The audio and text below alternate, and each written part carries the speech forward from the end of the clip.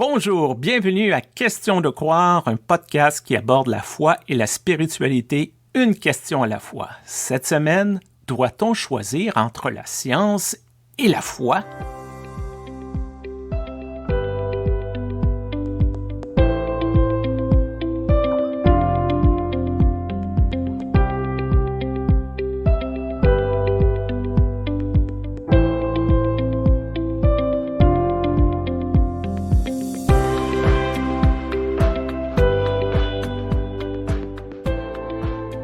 Bonjour Stéphane. Bonjour Joanne, bonjour à toutes les personnes qui nous écoutent. Bien moi, j'ai découvert quelque chose de fascinant lors de mon voyage en Amérique du Nord. J'étais visiter la famille, les amis, et j'étais reçue du coup à Cincinnati par une très bonne amie que je salue. Et puis elle me dit qu'est-ce qui te ferait plaisir pour notre journée d'excursion. On avait une journée d'excursion qui était prévue avec nos deux ados, la sienne et la mienne. Alors je me mets à googler un peu.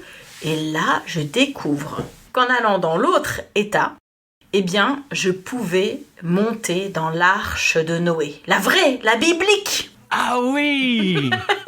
Donc dans le Kentucky, on peut aller à un truc qui s'appelle en anglais Ark Encounter. Et c'était tellement intéressant. Alors d'abord, ce qui est vraiment fascinant, c'est l'organisation. Une organisation, mais alors au top. Hein. Bon, alors tout coûte très cher. Bien sûr. Tu payes le parking $15, tu payes ton entrée $50, bon. Et puis après, on te met dans un bus et on te fait faire un petit parcours comme ça. Tu montes un peu dans la montagne parce que l'arche de Noé, on va pas la mettre tout en bas. Elle est carrément sur une petite colline. Ben oui, parce qu'elle s'est échouée sur une montagne. Eh oui, bon, c'était pas une montagne, hein, cela dit, mais... Et puis... Tu sors du bus et là, pour de vrai, en bois, grande, majestueuse, il y a une arche. Et c'est tellement frappant, quoi, parce que tu dis, mais c'est pas possible. Et le gars qui a trouvé ce concept, Ken Ham, donc c'est un prof de science à la base, d'où le lien avec notre émission, eh bien, il a cherché à tout faire rentrer dans une sorte de concept scientifique. D'ailleurs, l'un de ses panneaux s'appelle Everything fits in. Tout rentre dedans.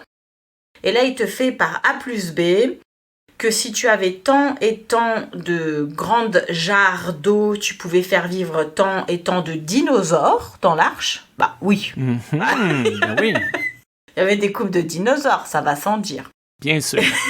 Et à un autre endroit, il y avait un potager aussi. Ah. Oui, et à un moment donné, tu vois une figurine grandeur nature, c'est la femme de Noé. Bon, dans la Bible, elle n'a pas de prénom. Donc là, il y avait un disclaimer qui disait que c'est vrai que dans la Bible, c'est pas écrit comment s'appelait la femme de Noé, ni comment elle était habillée, mais là, il avait fallu prendre quelques libertés pour bien nous faire rentrer dans la situation. Et la femme de Noé, d'après toi, elle donnait quoi à manger aux bêtes qui étaient là, dont les dinosaures? Ben, des carottes. Ben oui, des carottes. Les bonnes carottes de ça fait 5000, 6000 ans. Ah oui.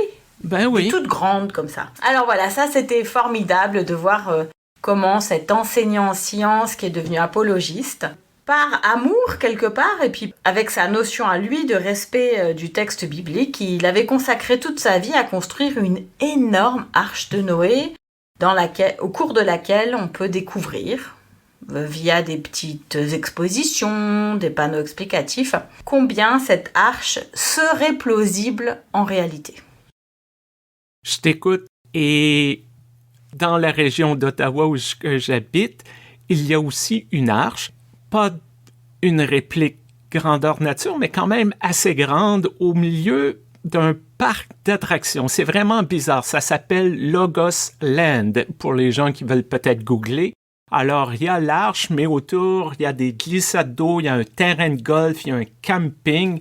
Et dans l'arche, il y a un restaurant où on sert des burgers à la viande, ce qui fait toujours soulever le sourcil. Quelle viande nous sert-il? Bah, de dinosaures. Sûrement. Sûrement. Je trouve cette obsession de certains croyants chrétiens de vouloir à tout prix démontrer scientifiquement que la Bible est, entre guillemets, véridique. Tout ça est vrai, on peut prendre ça au pied de la lettre. Et je trouve que, un peu bizarrement, il y a comme un double discours.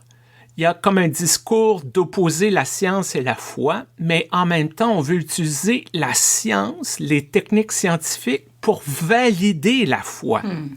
C'est comme si on jouait sur les deux tableaux en même temps.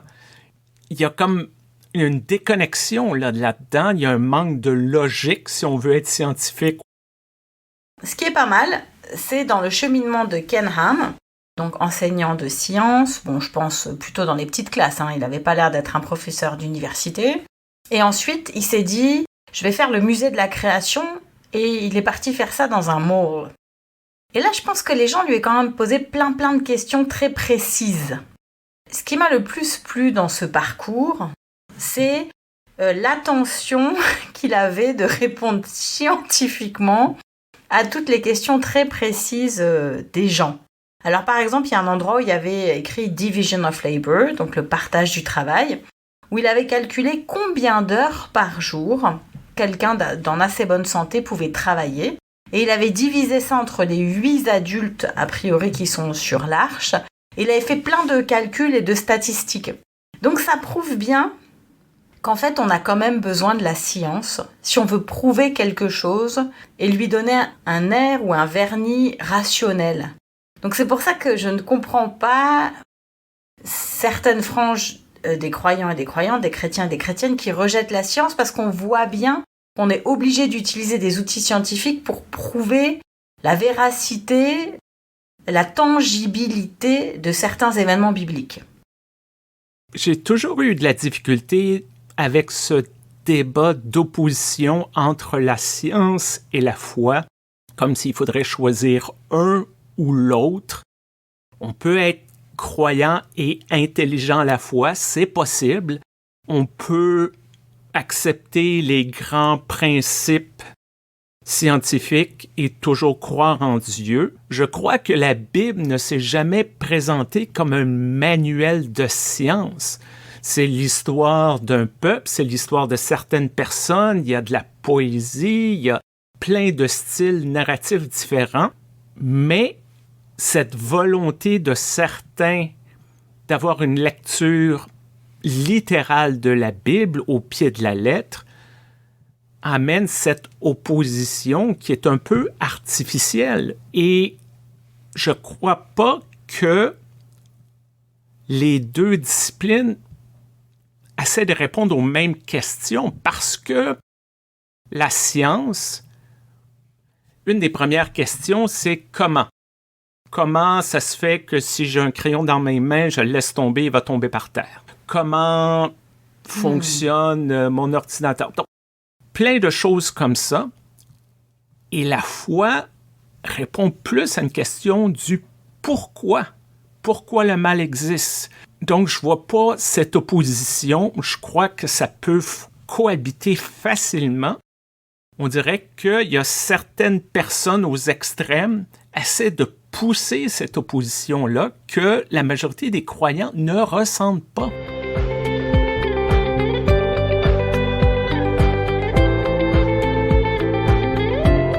Par ailleurs, il y a eu aussi dans les années 90-2000, bien sûr, un désengagement, un désenchantement, comme l'ont appelé les sociologues, un désenchantement de la population occidentale vis-à-vis du fait religieux et un transfert un peu de cette recherche d'enchantement vers d'autres sphères.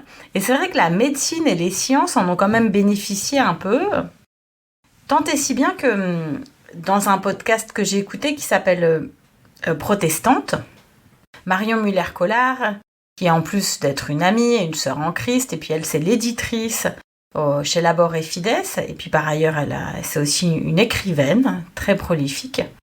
Marion Muller-Collard explique dans le podcast qu'elle avait bien déconstruit son rapport à la foi, jusqu'à ce qu'à un moment donné, à la faveur d'événements personnels difficiles, elle réalise qu'elle n'avait pas du tout déconstruit son rapport à la science et qu'elle croyait en toute bonne foi, mais vraiment en toute bonne foi, que la science était devenue assez puissante pour résoudre un tas de problèmes. Par exemple, les problèmes respiratoires des nouveau-nés. Elle se disait, c'est pas possible. comment se fait-il qu'en France, on puisse courir le risque de perdre son nouveau-né pour un problème respiratoire? Il doit bien y avoir un médicament, il doit bien y avoir une solution scientifique. Et c'est là qu'elle s'est dit, mais en fait, à chaque fois qu'on investit très fortement un système de valeurs, à chaque fois qu'on croit avoir trouvé une sorte de solution de salut dans un système, eh bien, la vie va m'amener à déconstruire ce système et cette sécurité très forte que j'avais, quoi. Et voilà, donc je trouve ça très intéressant de voir qu'en fait, on peut avoir les mêmes problèmes de confiance excessive dans un système qui soit religieux ou qui soit scientifique, finalement. Tu parles de déconstruction de la foi. J'ai l'impression que c'est peut-être un buzzword de ce temps-ci. J'ai l'impression que tout le monde en parle. Tout le monde. Par exemple, moi, j'ai une formation d'historien et parfois, il y a une approche de la Bible qui m'est un peu difficile. Les textes, selon ce qu'on en comprend, ont été écrits 40 à 90 ans après la vie de Jésus. Donc, la formation d'historien, c'est l'étude des sources, la théorie des déconstructions des textes, les biais des auteurs. Et on y pense 2 secondes, on sait qu'il n'y a personne qui avait un dictaphone pour enregistrer les mots de Jésus ou personne qui avait un laptop qui tapait au fur et à mesure qui disait « Jésus, peux-tu répéter la dernière phrase? J'ai manqué des mots. » Donc, on a tout ça et il arrive un moment, on me dit « Bon, qu'est-ce qu'on fait avec tout ça? » Et il y a ce que j'appelle le saut de la foi. Il y a un message dans ces textes, il y a un côté sacré dans ces textes qui parle toujours aux réalités d'aujourd'hui, qui amène la réflexion sur la vérité. Qu'est-ce que la vérité? Est-ce que ce sont les mots exacts en citation de Jésus ou est-ce une vérité du message de Jésus qui nous est transmis, qui passe à travers les époques? Donc, il y a un aspect de foi qui doit se faire là, qui nie pas toute l'approche scientifique, mais qui la nourrit d'une certaine façon de comprendre. Bon, dans l'Évangile selon Matthieu, à l'époque de l'Écriture, il y a une guéguerre entre les disciples de Jésus et les pharisiens, donc c'est sûr que Jésus va toujours se prendre la tête avec les pharisiens. Ça me donne une couche supplémentaire pour comprendre, pour analyser, pour essayer de voir qu'est-ce qu'il y a derrière ce message-là. On peut avoir de la science et de la foi qui se parlent, qui nourrit l'un et l'autre.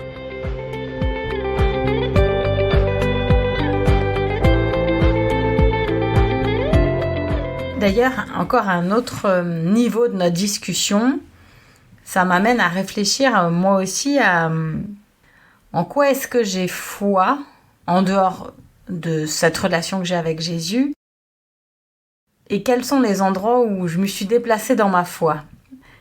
Et c'est vrai que par rapport à l'homéopathie, j'ai fait tout un chemin. C'est-à-dire que quand mes filles étaient petites, elles avaient tout le temps des rhumes et j'étais un peu désespérée, mais je voulais pas les bourrer de médicaments. Et en plus, dans les années 2000, il y avait partout des tas d'annonces où on nous disait qu'il fallait arrêter les antibiotiques, puisqu'on avait ce problème dans les sociétés occidentales que les gens avaient développé une accoutumance, enfin les systèmes immunitaires, et donc la plupart des antibiotiques n'étaient plus efficients. Et donc du coup, moi j'ai cherché un peu désespérément et je me suis dit mais l'homéopathie ça doit être vraiment formidable. Je me rappelle que toutes les 3 heures, là je prenais 3 petites bouboules, je leur donnais, pour les enfants ils aiment bien, c'est du sucre, hein, ça leur fait ni chaud ni froid.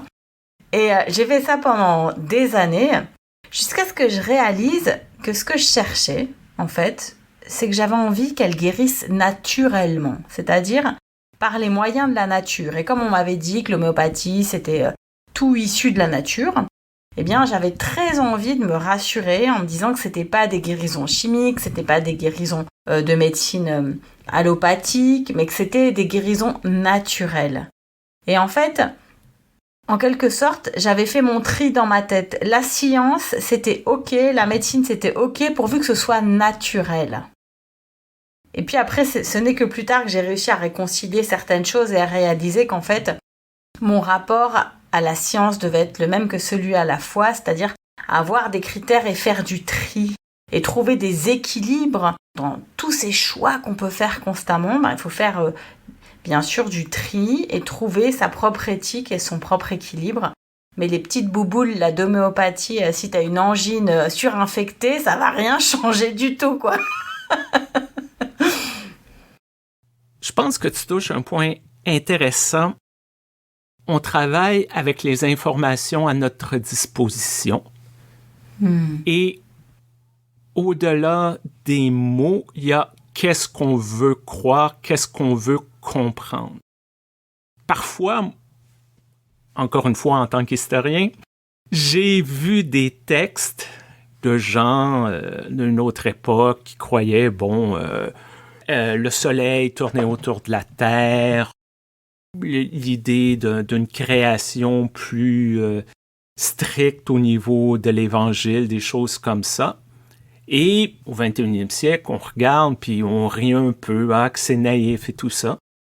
Et parfois, je me demande, mais dans 500 ans, dans 1000 ans, si l'espèce humaine existe encore, lorsque ces personnes nous regarderont, peut-être vont-ils dire « Ah, mon Dieu, ils croyaient vraiment la théorie du Big Bang, mais c'est connard, c'est impossible. » La science évolue, la foi évolue également, et parfois, on va regarder le passé, on va critiquer les gens, on va utiliser ça pour montrer comment que la foi, c'est arriéré, c'est stupide et l'évolution de la science nous a ouvert l'esprit, nous a fait de meilleurs êtres humains. Les choses évoluent, les connaissances évoluent et c'est facile de juger à rebours sans pleinement avoir conscience des informations à notre disposition et des motivations derrière les choix que les gens ont faits. Et c'est vrai que les motivations derrière les choix que les gens ont faits, ça c'est quelque chose qui me fascine et m'intéresse toujours. D'abord parce que toi et moi, on est ministres, pasteurs.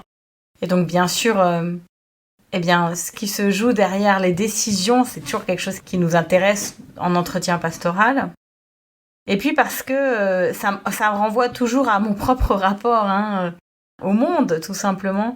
Et je me rappelle que quand j'avais 15 ans, d'un coup, j'ai décidé de devenir végétarienne. Alors, ce qui est fabuleux à l'adolescence, c'est qu'il y a quelque chose qui fait qu'on ne réfléchit pas spécialement aux conséquences, mais qu'on se lance. Ça, j'aime beaucoup chez les adolescents et les adolescentes. Il n'y a pas tous ces filets de sécurité qu'on va avoir. Plus on grandit, plus on a de responsabilités, quand on a soi-même des enfants ou d'autres choses à porter.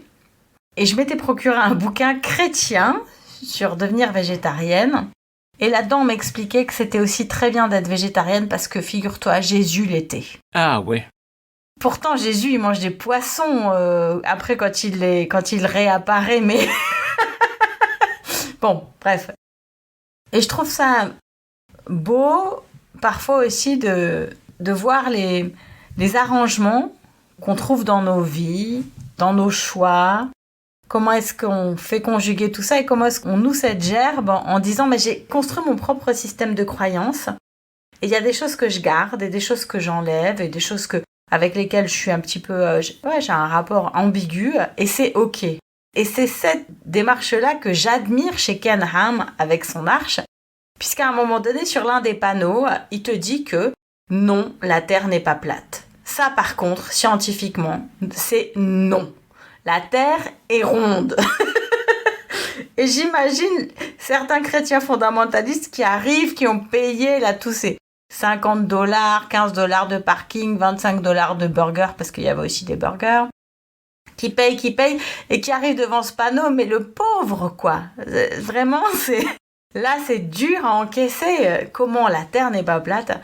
Et Ken Ham, il assume en fait, en quelque sorte, ce qu'il appelle donc le mouvement Jeune Terre, qui est une espèce d'agglomérat de croyances bibliques et de croyances scientifiques. Et c'est en ça que j'admire la démarche et qu'elle est modélisante pour moi, de me dire, comme tu dis, et tu l'as très bien dit Stéphane, certaines convictions qu'on a scientifiques maintenant, elles vont certainement se révéler caduques d'ici 1 ou 2 siècles.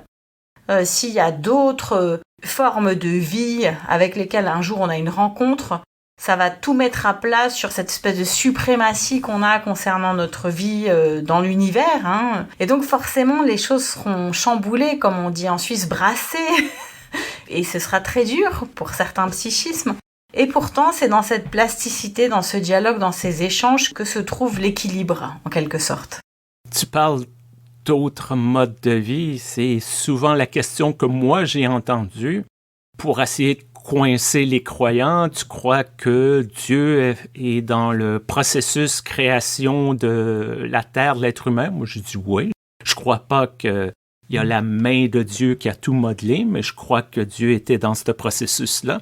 Alors, la personne qui essaie de me coincer va dire oui, mais les extraterrestres arrivent demain matin, ils te prouvent que c'est eux qui ont formé l'ADN et construit les êtres humains. Qu'est-ce que t'en penses? Je dis, je m'en fous, là. Je veux dire, peut-être que Dieu était dans le processus créatif des extraterrestres. Je veux dire, je reviens à ça, on parle pas de la même chose, on parle d'un processus créatif, on parle de foi.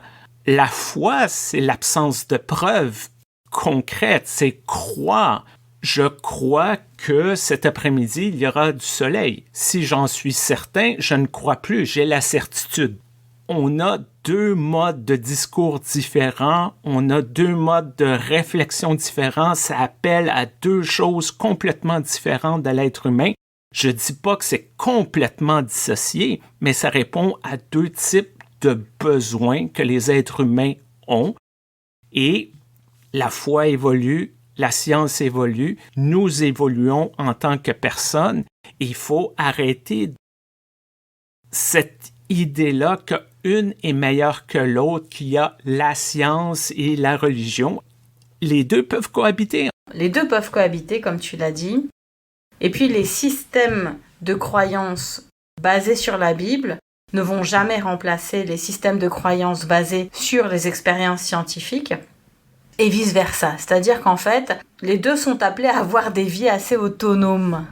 Et c'est à cet endroit-là que je me dissocie totalement de Ken Ham. Autant j'admire son mouvement pour cette arche, et puis j'ai été inspirée par cette foi, autant c'est là où est finalement ma limite. C'est que je pense que les deux peuvent avoir des vies tout à fait dissociées et les gens peuvent réconcilier dans leur vie personnelle des apports de l'un et de l'autre. Oui, je crois qu'on ne fait pas assez appel à l'intelligence des gens dans ces débats-là en pensant que les gens religieux, c'est tous des gens stupides qui ne comprennent rien à la science et les scientifiques, c'est des personnes complètement amorales qui n'ont aucune valeur. C'est pas vrai. C'est pas vrai. Et j'espère que c'est la même chose avec les personnes qui sont à notre écoute, des personnes qui nous suivent. Merci beaucoup, encore une fois, d'être là, de nous écouter, de partager nos épisodes, de partager notre expérience ensemble. Merci beaucoup. Merci à l'Église unie du Canada qui est notre commanditaire. Vous avez des questions? Vous avez des commentaires? Vous trouvez qu'on dit n'importe quoi? Écrivez-nous! Ça fait plaisir de vous lire. questiondecroire@gmail.com. Merci, Joanne, pour cette conversation. Merci, Stéphane, et merci à l'auditrice qui nous a envoyé cette question. Et on se reparle très bientôt. Bye bye.